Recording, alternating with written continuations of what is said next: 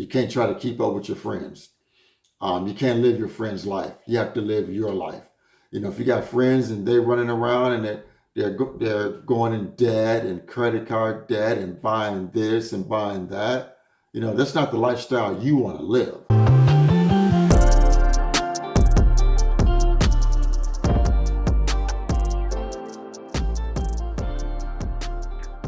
Hello guys, welcome back to the channel, Financial Freedom with Frank. Guys, I want to thank you for tuning in to my channel once again. Remember, at the end of this video, please like this video, share this video, and please subscribe to my channel to help me keep building my YouTube audience. I really appreciate the support, guys. Thank you. So guys, I ran across an article that caught my eye and I wanted to share it with you guys on my channel. It's called 9 Signs You Are Living Beyond Your Means. All right, guys, so let's get right into it. Number 1, you are always broke in between paychecks. Money is just not stretching far enough. You feel one of two emotions on payday. 1, you're happy it's payday, or 2, you are just stressed it's payday because you know your money pretty much is already spent. I've been there before, guys, in my life in the past. I've got it paid before. I know when I got paid, my money is already gone. And it's just a terrible way to live, guys. It's a terrible way to live. But once again, it was because of financial mistakes and decisions that I was making with my money that kept me in that rut till I started to make some changes in my financial life. So number 2, you're paying bills late. That's a true indication that your spending habits are out of control. Because again, we don't have a budget. We're not writing things down. We're not setting goals. We're not writing a plan. So our money is just going, and gone. And we don't know where it's gone. We're just spending. We don't know where our money is going. In order to be in control of your money, guys, you have to have a budget. You have to have a plan. I can't stress that enough. Everything I talk about in all our videos, everything that I research, from my own knowledge, to give out to you guys, it always starts with a budget and a plan. I cannot stress that enough. Number 3, relying on credit cards to finance your life. If you have to rely on credit cards to finance your life, you cannot afford your lifestyle, guys. If you are having to use credit cards to get from check to the next check, you got some financial issues that you need to get straightened out. Because you should not have to use credit cards to buy groceries. You should not have to use credit cards to pay bills. You shouldn't have to use credit cards for those type of things in your life. So if you are doing that, then you got to change some of your financial decisions. You need to change that. You need to figure out what's going on, why you're having to do this, get on a budget, and get a plan together. Get a plan together, guys. Seriously. Number 4, while you're using your credit cards, you're always at the limits. You're always at your credit limits, or you're going over the limit. So not only have you having to pay that credit card bill, now you're having to pay that bill. You're having to pay that interest on your balance, and then you're paying probably over limit fees. So, guys, you got to really buckle down and again get on a plan, get on a budget, and start taking care of your financial life. Number 5, you hold back on spending for essentials like groceries, toiletries, clothing, etc., because you're trying to make your money stretch in other areas. So you're not buying your groceries, you're not buying your toiletries. Those items are taking a back seat to other things, to bills and things of that nature. Or because you've overspent, you don't have the money to buy groceries or toiletries because you've spent in other areas, like running up credit card payments. Your car payment is too expensive, things of that nature, guys. So again, it all goes back to a budget. Number 6, you let FOMO dictate your spending. Do not try and keep up with your friends. FOMO means fear of missing out. And here's what I want to say about that. You know, concert coming up. You want to go to this concert. So what do? Instead of paying your bills, you take the money and you go buy a concert ticket because you want to go to the concert with your friends. You got to be responsible, guys. We got to be adults. We got to be grown-ups, and we got to be responsible. Some things you are just not going to be able to do. Some things you're just not going to be able to participate in. If there's going to be a trip, you're just not going to be able to go on because you have to be on a budget. You have to have a plan for your money. You can't try to keep up with your friends. You can't live your friend's life. You have to live your life. You know, if you got friends and they're running around and they're going in debt and credit card debt and buying this and buying that, you know, that's not the lifestyle you want to live. You want to live a better financial lifestyle than that. If that's what they want to do, that's their life. But that doesn't mean you have to do that, guys.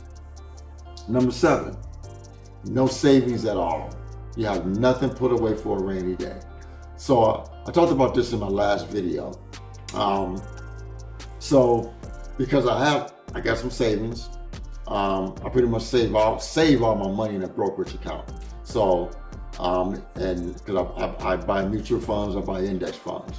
So I use that as my savings account because I don't keep money in the bank because the bank doesn't pay you anything for interest. So I keep all my money in my brokerage account. So if I need some savings, I can just go there and get it, withdraw the money. And I also got number 8, emergency fund. Having an emergency fund. An emergency fund is you want to have 3 to 6 months of your household expenses, all of your bills. You know, if your rent is $800 a month, and then your car payment is $400 a month, that's $1,200. Say you spend $300 in groceries, that's $1,500. So let's just say your total household expenses comes up to $1,500 a month. And you want to have a 3-month emergency fund. So basically, you want to take that $1,500 times 3. That's $4,500. So basically what you want to have is $4,500 set aside in an emergency fund. So if life happens, which life will happen, something's going to come up, something's going to break on your car, something's going to break in your home if you own a home, something's going to come up. But you have this emergency fund to go to get this money to take care of what you have to take care of. Guys, it's a great feeling to have an emergency fund. It's a great feeling to have money that you can go to and get when you need it. Give you a prime example of what happened to me that I told in my last video. So my window track went out in my work car. It was something I could do, but I didn't feel like doing it. So I took it to the shop. It was like $350 to get it fixed. But because I had that emergency fund, I really didn't care. Just said, go ahead and fix it. Not worried about it. So I know I had that money put away. I had that money put away for a rainy day. $350, fine, fix it. Go get the money. It's fixed, it's paid for. I go on with my life. You know, they say 70% of Americans cannot come up with $500 for an emergency. And I believe that to be true. So statistics do not lie. It happens every day. You know, that's why we got these high-priced payday loan places around that charge astronomical interest rates because people need money, because people are not budgeting their money. And then they have to go to places like that to borrow money. It's a shame just the way it is, but that's just how it is. But most of the time, it's not a lack of money that puts people in this situation. People make the money, they're just not managing their money correctly. They're not living on a budget. They're not having a plan. So they're just spending their money, not knowing where it's going. So number 9, guys, not having a written budget. Again, you need to have a written budget for your money. You need to be telling your money where it's going and what it's going to do. If you don't, you're not going to have control of your money, guys. You just will not have control of your money. Have a written budget, have a plan. So let me run through these nine items real quick. 9 signs you are living beyond your means.